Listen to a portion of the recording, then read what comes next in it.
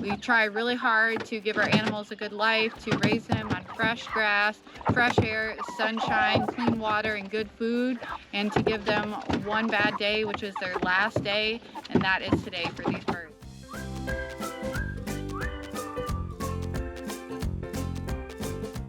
This video is going to contain a lot of graphic content. If you are not interested in seeing chickens being butchered or seeing dead animals, if you are vegan, this is probably not the video for you. Hey guys, I'm Kaylin. Welcome back to Fable Hill Farm. Today we are butchering meat chickens. Now, we butchered our own chickens before, but this is the first time that we are undertaking butchering our own Cornish cross. We have around 40 birds. We're hoping to get them all done today. My father-in-law, Big T, is here to help, and my husband is going to be the main man, the star of the show today. These chickens have had their feed withheld for 24 hours or so. They're looking really good. Overall, we had very, very minimal losses. We lost one or two as chicks when we first got them, which is likely to coccidia or stress of shipment.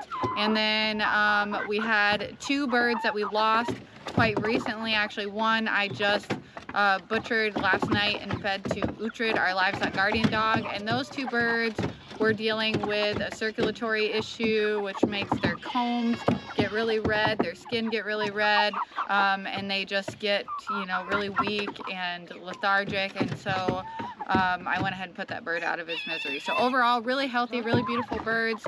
I will show you guys some footage of them.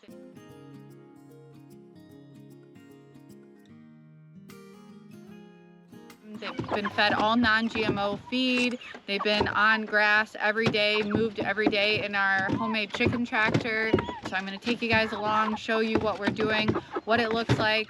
Also going to be showing you our homemade chicken plucker that my husband built. You guys can see up above here the link if you want to watch the video to see how my husband built this whiz-bang chicken plucker. And just showing you the whole process. Please bear in mind that we are new, and so as far as butchering on a large scale, this is what works for us. Everything's an experiment and a learning experience, so we are just sharing this learning experience with all of you.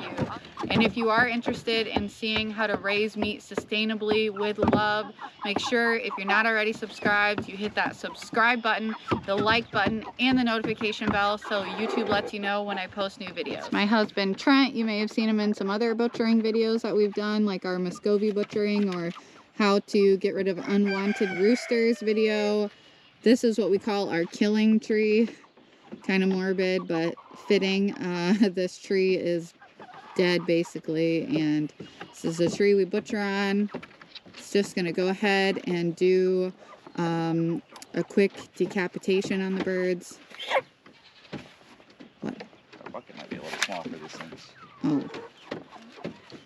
Yeah, worst case scenario, you can cut the zip ties. Yeah. And at that point, that's just nerves. The bird is dead. Pain only exists in the brain. When you decapitate an animal like that, they're no longer feeling any pain. Just let it bleed out for, typically, how long do they bleed out? Just let them bleed out for a few minutes, and then we will move along with the rest of the process. And that's going to be that same process over and over again, times 40 or however many birds we have exactly. Well, obviously we'll count, but I'm not sure. It's hard to count when they're chicks, and usually we get a couple extras. I'm just going to take you guys over here and show you the setup that we have going on. All right, so here's our setup here. I will just walk you through the stations. I had to have my husband clarify everything for me. He set this up when I was with my daughter inside, and she just went with grandma. So this is step one, station number one. To scald them, we just have this 2-burner propane. This works really, really well. So he's getting the water to a good temperature, and then he put this here as a windbreak to help with, you know, obviously not dropping the temperature too much on that or putting it out. And then here is our homemade chicken plucker, and he's got the motor underneath here. Step 3 is going to be to eviscerate the birds or clean, you know, gut the birds.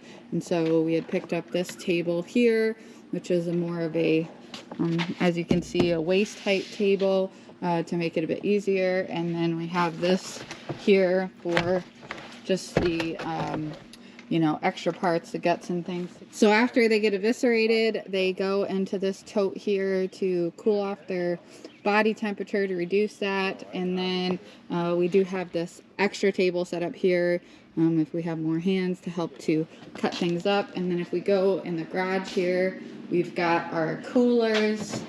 We actually froze a bunch of bags of water last night in the deep freezer just to help with not needing to purchase so much ice, to help to keep the birds cold overnight. And we'll go ahead and put some salt in here with them, and they will sit and just to help brine them before we likely cut up most of them. Some of these birds are going to some customers who already purchased them ahead of time, and then most of them are going to go into the freezer to feed our family for the year. And we will actually be cutting up a lot of them in this batch, and you know, putting wings together and breasts together and legs and all that, which we've never done before in such a large quantity. So we're really looking forward to being able to have, you know, packages of chicken breasts, packages of wings.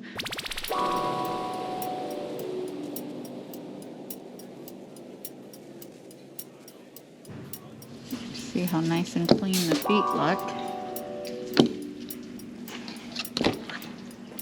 If you weren't, you know, moving your chickens every day, you'd definitely see, you know, bumblefoot on them. But you can see, my husband said he thinks he had the water too hot because the skin tore so much on them. So we'll cool it down for the next birds.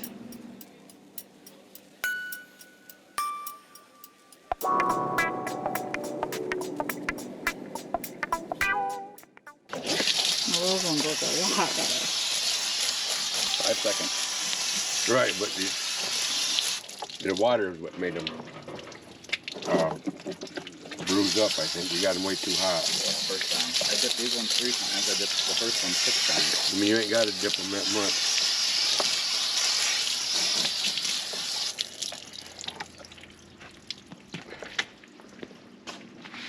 You can see the difference in the skin on this one's like perfect, no tearing on the skin. And then this part's all gonna come off, so these don't really matter. Just Got one right there in the rotisserie. pull out the tips on them here, the pinions that are left in there. You gotta pin feathers. Trent's correcting me. Pin feathers, and you can see like this right here.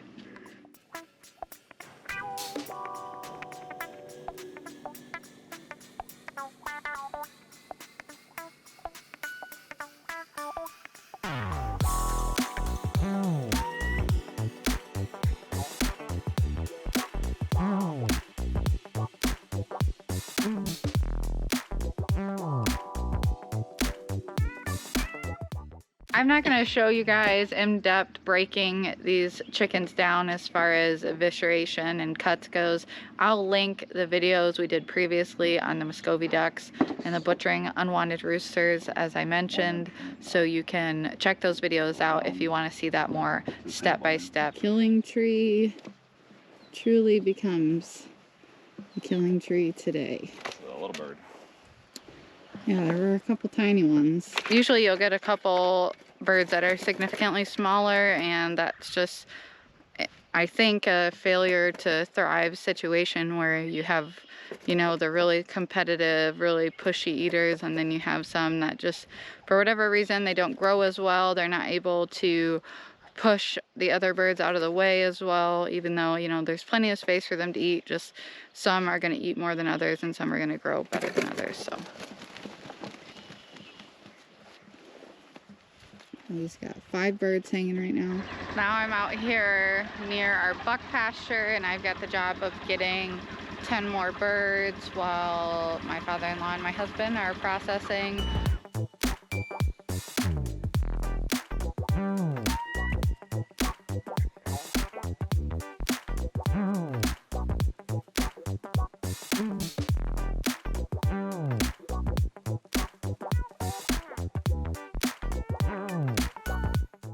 While we're doing all this, I'm also going to be blanching the chicken feet and peeling the skin off of them so I can freeze them or start making broth right away. And I'm gonna rinse the necks really good. Necks make excellent broth, and the feet will help to get really beautiful gelatin in your broth. And bone broth is so healthy, it's so nutrient dense, and these chickens were not only raised with love, which is super important to us and a big part of why we raise our own meat, but they were raised, you know, again, non-GMO, on grass. This is going to be really healthy, delicious bone broth when all is said and done. So this is step one, which is processing the chicken feet and getting them ready to be able to go into a broth. So they go into boiling water for a few seconds, and then they come out, they go in an ice bath, and then I peel the skin off of them. I've never done this before, but I watched a video. It seems very straightforward, so I'm just gonna give it a shot, trying not to waste as much of the birds as possible.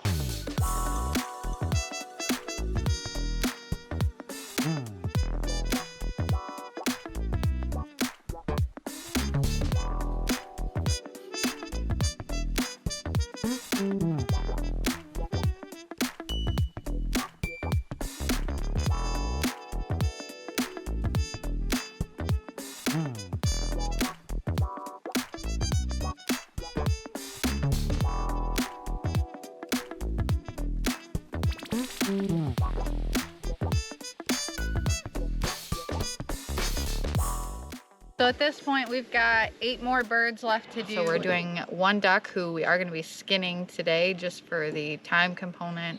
Be a lot different if we were doing a whole batch of ducks, but we're not set up to do the duck wax or anything, and we don't want to deal with plucking her right now. She's a mature hen. She's not anywhere near molting, so to get those pinion feathers out would be an absolute nightmare. So we're just going to skin her. So we've got 8 chickens left, the 1 duck, and I just wanted to touch on what's been my experience so far with doing these chicken feet as a first time experience for me. So I have 2 bowls here. This bowl are the feet that I've set aside, which I'm actually going to dehydrate for dog treats. And I'll have to start that tomorrow because I do have my first ever batch of goat milk yogurt in the dehydrator right now. Fingers crossed that that turns out nice and creamy. But I did find a few feet that had either clear evidence of bumblefoot, which is an infection in the foot itself. And that's usually happens with chickens when they're on like soiled ground or too wet of ground or something like that. Now, we never had bumblefoot previously in our chickens that I noticed, in our meat chickens, and we certainly have never had any issues with our layers because our chickens are out on pasture. And, you know, again, these chickens are getting moved every day in the chicken tractor. So I'm not sure why they developed that. It wasn't just a few feet, like I said, that I found. I also had a few feet that I guess they didn't get scalded well enough, and it was just really hard to get all the skin off. So I just said, those will be dog treats and that'll be fine. The dogs love them. I actually just gave them a couple, and Savage and Amara both scarfed them down. So got this big thing of chicken feet here. I just scalded them, blanched them as you saw previously, and I've got my bowl over here that's got all of my clean chicken feet. And you can see these have to be rinsed one final time. You can see they're all nice and clean, and there's no evidence of any kind of infection or anything like that in them. So I went ahead, cleaned those, and I wanted to show you guys, I can find some good examples here of telling like what is and isn't a good looking foot. Okay, here's a good example, and let's see if I can find another one. Good. Okay, so now this foot has a little bit of a dark spot on the bottom of the foot, but once I peel the skin off of it, that dark spot should just be gone, and that, from my understanding, is actually a callus. Step back here, get in the frame. So from my understanding, that's a callus, and if it, you know, peels right off and you don't see anything underneath, then there's no issue with that whatsoever. I'm just peeling this off.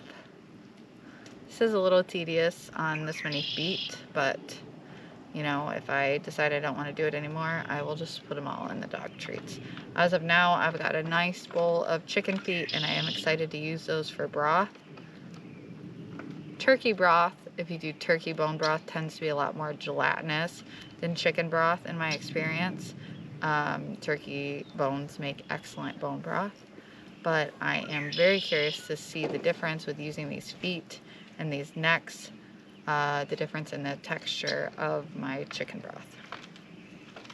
And if you guys are interested in seeing me do a video on how I make my chicken bone broth or just bone broth in general, leave me a comment down below. Let me know if that's something that you guys express interest in.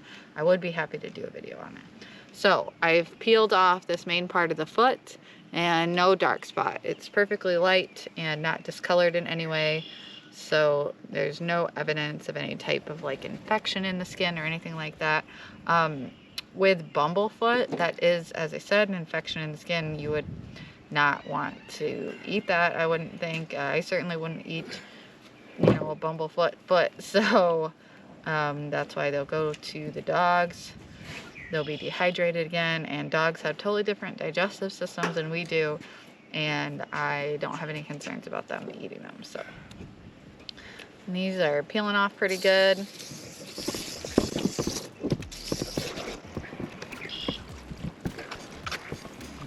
Found that like this area is the hardest to get off.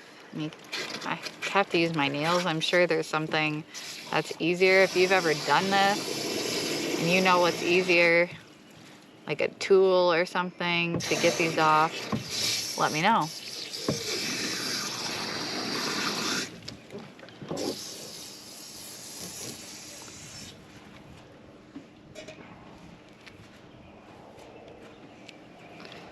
Okay.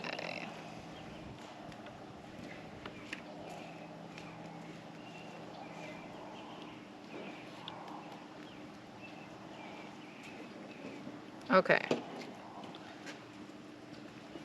There you have it. One perfectly clean chicken foot. Now, here's a foot that, zoom in, I'm fairly confident has bumblefoot, but I'm going to peel it just to show you what it looks like underneath.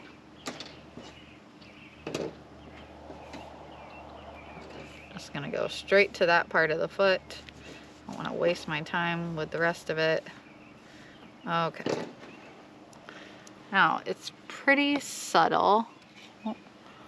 Hopefully you guys can see that, but there is a little bit of redness there, a little bit of discoloration, and that's the infection that has been forming underneath of the skin. So really it's like, I guess, tissue, I don't know, because the skin's off of it, right? So that, again, not something I want to eat, so it's gonna go in the dog bowl. Well, for some reason my audio went out here, so thank you guys so much for watching. I hope you enjoyed this video. I'll see you in the next one. Bye.